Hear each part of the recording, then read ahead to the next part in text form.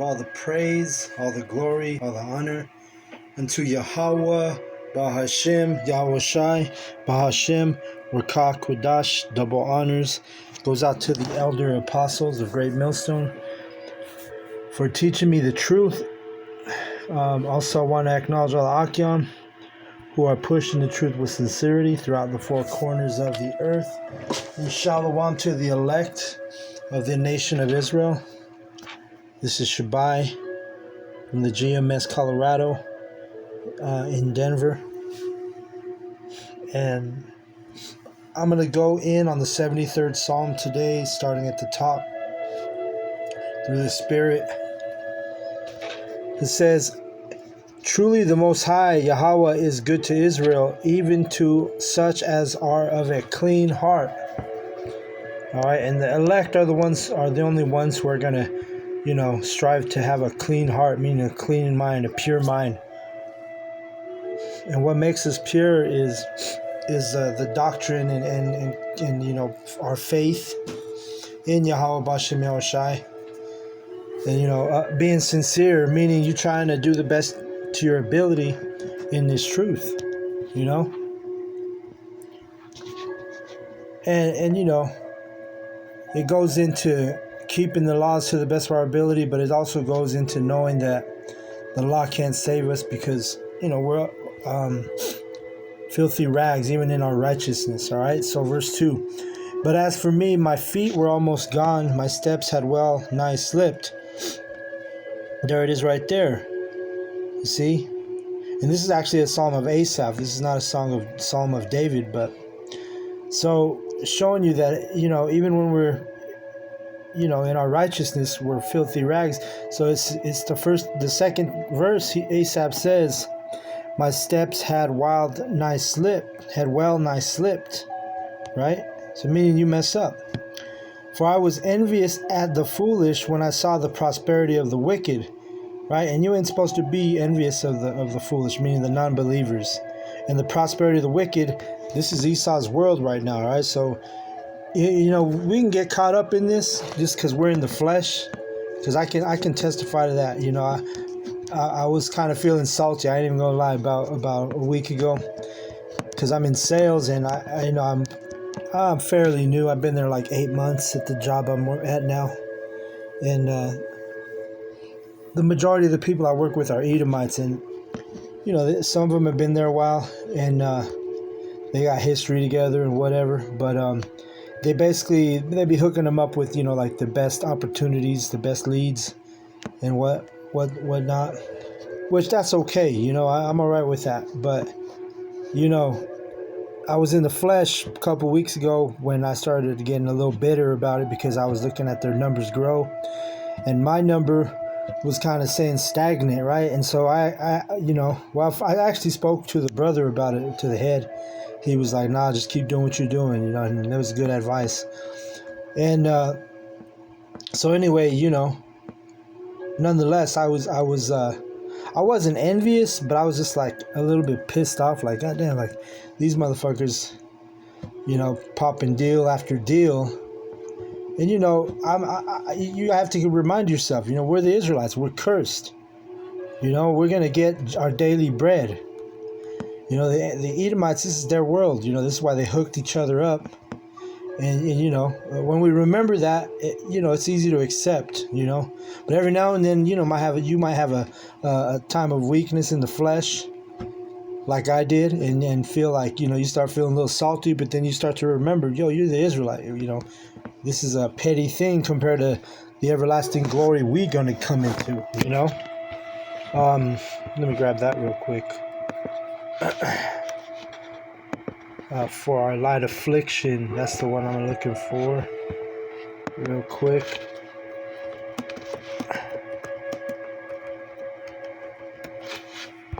Let's see, it's in Corinthians. So yeah, we're the Israelites, we're cursed, we're under curses. Don't compare yourself to Esau in this kingdom. Don't I'm talking about financially, if you ain't making the same money as the Edomites. This is their world, 2 Corinthians 4:17, it says, "For our light affliction, which is but for a moment, worketh for us a far more exceeding and eternal weight of glory." You see? "While we look not at the things which are seen, but are the things which are not seen.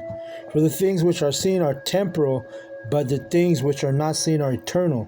Right? So our everlasting bodies, our dominion, these are all things that we don't see. Those are eternal. So when you getting a weak in the flesh a little bit like I did a couple of weeks back, hey, you just got to remember the scriptures, This is their kingdom, And once you remember that, then you just keep pushing, you just keep going. This is hell already. This is our hell. This is their heaven, Psalm 73. And so you don't worry about the prosperity of the wicked. This is their place. They're supposed to thrive here, Matter of fact, if you're thriving too hard, too much, and you're prosperous as an Israelite, then that's more access to temptation and going off and fucking up in the spirit, So let them have their cake right now, because we're gonna have their cake and eat it too, as they say in the world, when we're in the kingdom. It says, "For there are no bands in their death, but their strength is firm." Right? The wicked, this is their world. We can't even war against them if we wanted to. Esau has the space force, the jets, the nuclear missiles, the automatic guns. You know what I'm saying? The majority of Jake don't have all that. Well, obviously we don't have missiles, but I'm talking about the guns. Yeah, you got Jake out there that's invested in semi-automatic weapons and shit like that. But overall, that's Esau's blessing, the sword, not ours. Verse 5, it says, "They are not in trouble as other men, neither are they plagued as other men, like other men." So yeah, these Edomites, they're not plagued, they're not troubled like us. Yeah, of course, there's some two-time losers. Edom, that's what we call Edomites, who they're not doing well even on their own kingdom.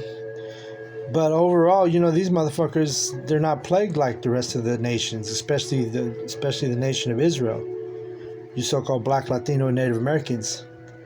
So don't compare your trouble to theirs, because this is their dominion. This is not our dominion. All right?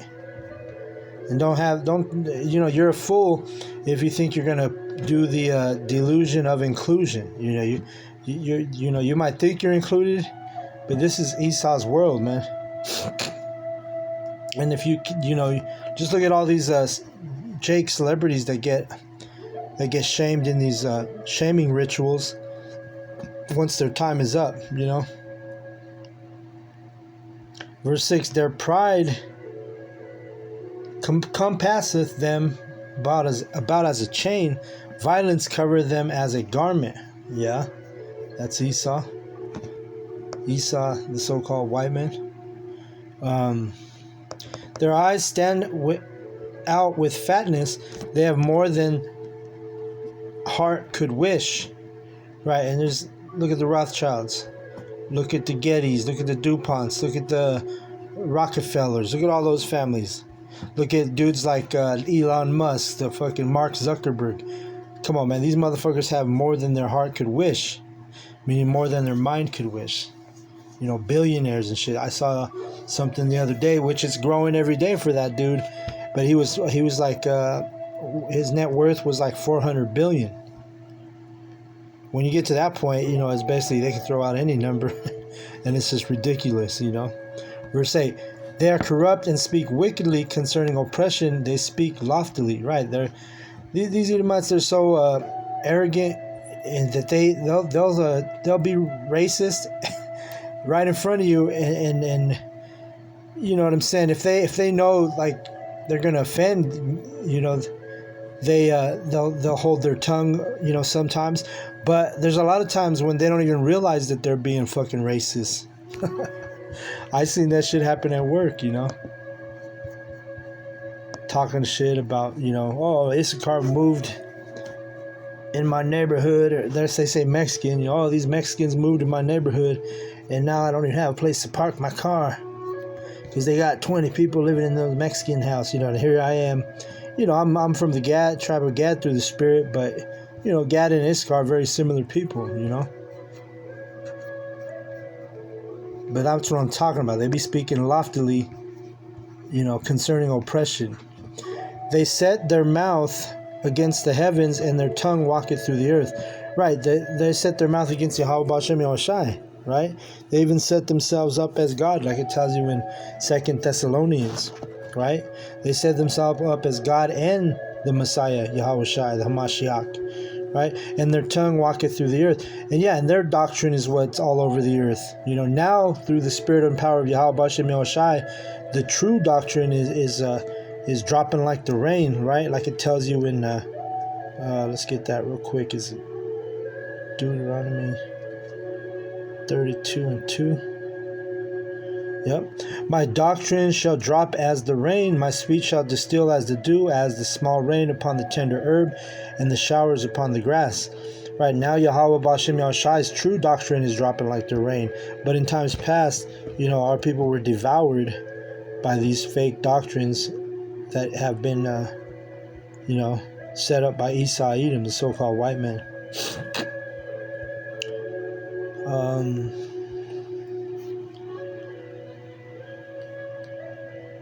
Verse 10, therefore his people return hither, and waters of a full cup and wrung out to them. And waters of a full cup are wrung out to them.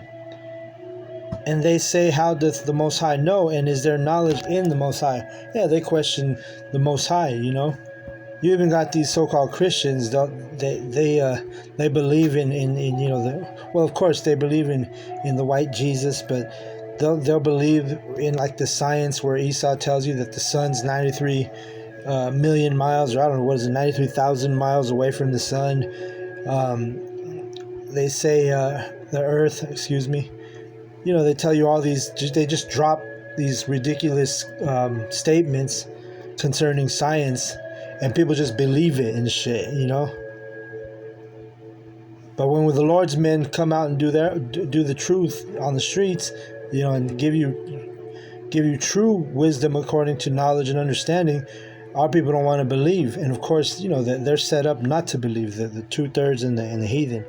Verse 12, behold, these are the ungodly who prosper in the world. They increase in riches. Verily I have cleansed my heart in vain, and washed my hands in innocency. For all the day long have I been plagued and chastened every morning.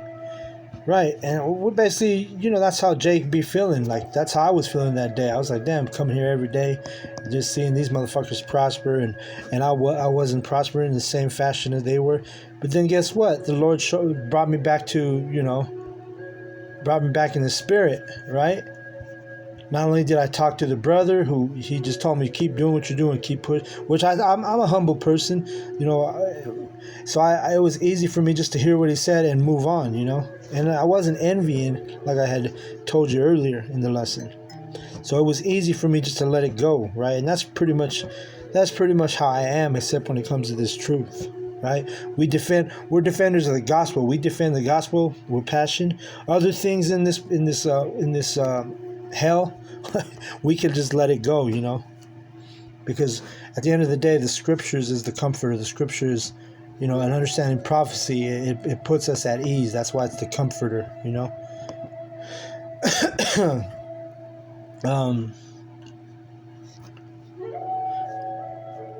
But that's how you be feeling. You go to work, you be feeling like you're chasing every morning, and you really are, because we're kings. We're not supposed to be in fucking slavery. We're not supposed to be going to work for the man every day, going to work for the building of some other dude's pockets, and 9 times out of 10 we are building an Edomite's pockets, Verse 15, if I say I will speak thus, I should offend against the generation of thy children, Meaning, if we talk the truth, we know that we're going to offend the generation, this generation, including our own people, which the 2/3. And listen to what Asaph says: when a thought to know this, it was too painful for me, right? Because we have compassion. At first, we're like, shit, you know. Well, at first we think all our nation is gonna hear us, is gonna believe the truth, is gonna hearken, is gonna convert, right? You start when you're a babe in the truth, when you really start to learn. You think all your people is gonna get it. You think all your people is gonna be down for the true knowledge. You think they're gonna come in the fold of Yahawah Shem Yahushai? And then what does it say in verse 17? Until I went into the sanctuary of the Most High, then understood I their end. And then you come into the truth, and then you understand their end, and you understand that, hey, 2/3 of our own people they're not gonna make it through the fire. They're gonna get caught up. They're not gonna repent. Let's get the 2/3 verse over in Zechariah 13:8. You know that you know what I'm saying. You know the truth, so you know not to. When you know the truth, things are easier to accept, as opposed when you don't know the truth and you're just walking around like a blind man. Then you're gonna be vexed. Well, I won't even say vexed, because the word vexed in the truth, but you're gonna be wondering why life is can be so fucked up sometimes. But for me personally, the Lord has always, and I say this humbly, the Lord has always given me a pretty decent spirit where I can, it's easy for me to, I don't get too worked up either way. You know what I'm saying?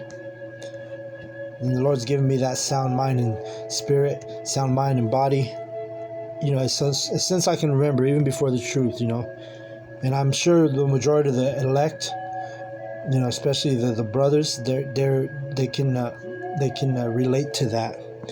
Verse 8, and it shall come to pass that in all the land, saith Yahawah, 2 parts therein shall be cut off and die, but the third shall be left therein. See, the 1/3 is the only one is gonna be left therein and be refined as silver, right? And silver and gold. The rest of our nation is dross, meaning useless parts of the metal. It's an analogy, all right? But when you know their end, you realize, okay, I'm not even going to edify these motherfuckers because it's not for them. It's not for the majority of our people. We focus on the elect, right? But at first, when you don't know, when you're just coming into truth, he says, that's why it says, when I thought to know this, it was too painful for me. You might get a little hurt, right? You'd be like, damn, I thought my cousin was going to get it. I thought my brother was going to get it, But then you realize, when you start to really grow in this thing of ours, that, hey, it's easy to move on because you accept it because you know the prophecy, right? Verse 17, until I went into the sanctuary of the Most High, then understood I their end. That's what we just went over.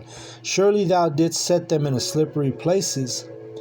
Thou castedst them down into destruction, right? If you're not of the elect, the only other alternative is to be destroyed, whether you die by where you die by famine, the sword, war,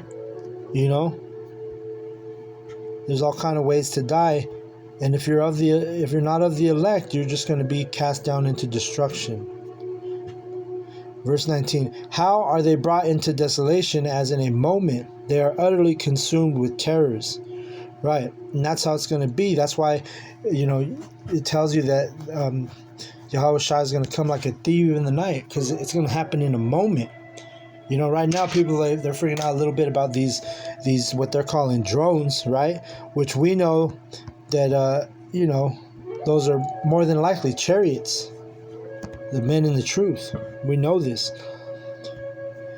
Or it could be a psyop. Some brothers, I've heard brothers talk about that on their lessons. But you can be, as a man in this knowledge, certain videos you can tell which ones are chariots, and you can tell which ones maybe Esau's fucking around a little bit, right?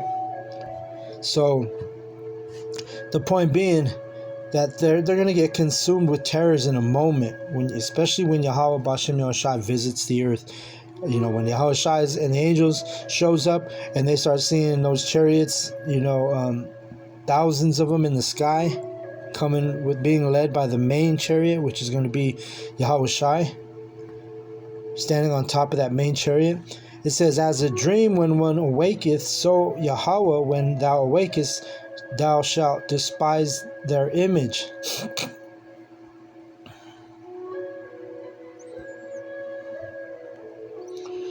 Right. Thus my heart was grieved, and I was pricked in my reins.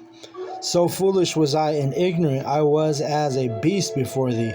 And that's how you are before you come into the truth, because, sometimes you keep the laws, unknowingly as an Israelite in this truth. And it talks about that I think it's Romans 2. Let me grab it real quick. Or it's either Romans 2 or 5.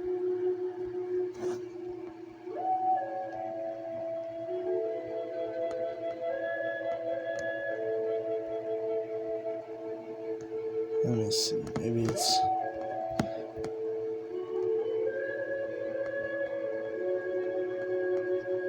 could be 5.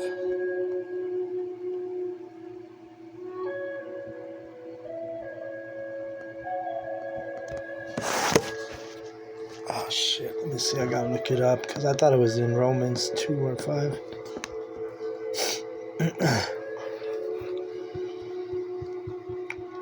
And this is just a precept that came to mind. It's not really part of the lesson, but anything to edify, anything to bring out for the lesson, Let's grab this real quick. It's, oh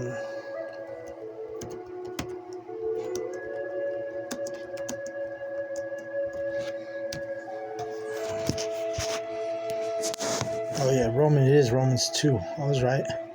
Romans 2 and 14. I didn't go down for it. For when the Gentiles, that's talking about the strangers of our people, which have not the law, do by nature the things contained in the law, these having not the law are a law unto themselves. Right. So now we go to Psalm 73. Back to Psalm 73. And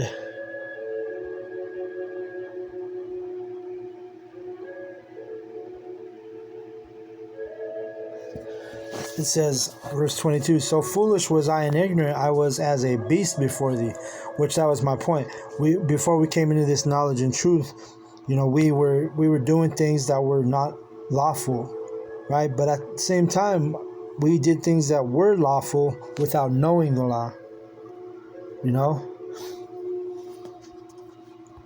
Like some Israelites, they don't eat pork, and they're not even they don't even know they're Israelites, but they just do it because they, in their spirit, they choose not to eat pork, right? And that's just one example. Or they have a beard, and they don't do it because they know they're an Israelite, but they're just doing it because it's in their spirit for a man to wear a beard, right? So we keep certain laws even before we come into truth without knowing the truth, right? Verse 23, nevertheless, I am continually with thee. Thou hast holden me by my right hand, right?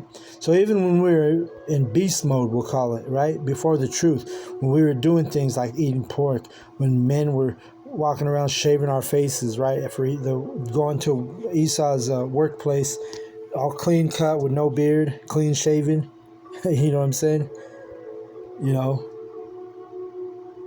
Whatever, you were breaking the law, sometimes at will, you're not knowing the law. But then, as we went into our lesson this past week, when you come into this truth, you're supposed to put on that new man, you get rid of that old man and put on that new creature, right? That new creation. Verse 24, which one, we won't be that perfect new creation until we get those perfect bodies, those heavenly bodies. That tells you that we get in 1 Corinthians 15 when we go up into the chariot, right? And our bodies are changed in a twinkling of an eye, as it is written. Thou shalt guide me with thy counsel, and afterward receive me to glory, right? So Yahawah, he's guided the whole elect, the whole, all the camps that are set up. Guess who put those camps together? Yahawah B'Shem Yahawashi, through the Spirit. Those men have been gathered together. We didn't know each other. The majority, I know our camp, we didn't know each other before the truth. And the Lord brought us all together, gathered us, set up the camp, and here we are, gaining experience each and every day with this knowledge, with this truth, and being part of the camp, But it was Yahawah B'Hashem Yahushua that guided us, and now we're being guided with sound counsel, sound advice, sound doctrine. And it says, and afterward receive me to glory. Right, and the glory is that glorious body we're going to get, right? And being joint heirs with Yahawah Shai, you know. We're going to be joint heirs with Yahawah Shai, you know. Verse 25, whom have I in heaven but thee, and there is none upon the earth that I desire beside thee. My flesh and my heart faileth, but the Most High is the strength of my heart and my portion forever. For lo, they that are far from thee shall perish. Thou hast destroyed all them.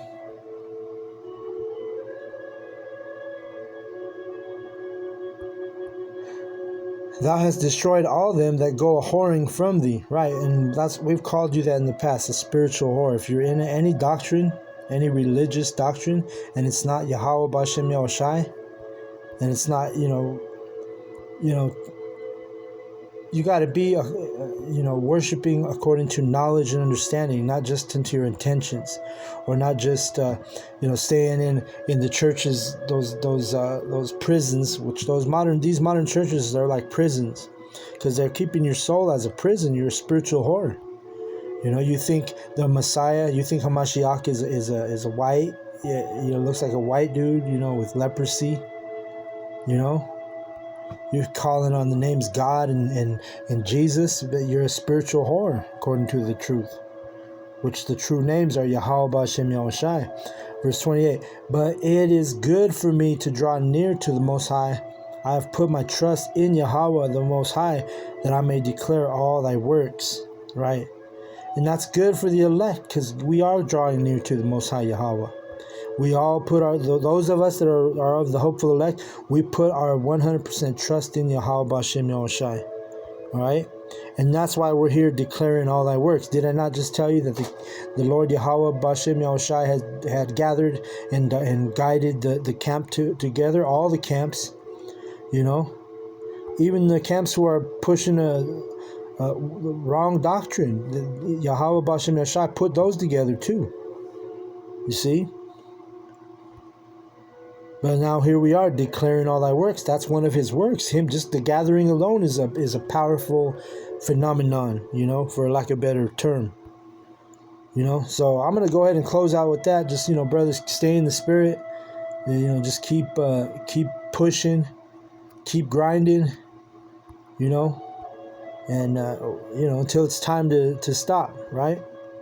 And right now is not the time to stop. So with that, I want to give all the praise, all the glory, all the honor unto Yahawah B'Hashem Yahushai B'Hashem Rakakodash. Double honors goes out to the elder apostles of Great Millstone for teaching me the truth. Also want to acknowledge all the Akim who are pushing the truth with sincerity throughout the four corners of the earth. And shalom to the elect of the nation of Israel. Shalom. Keep enduring, brothers.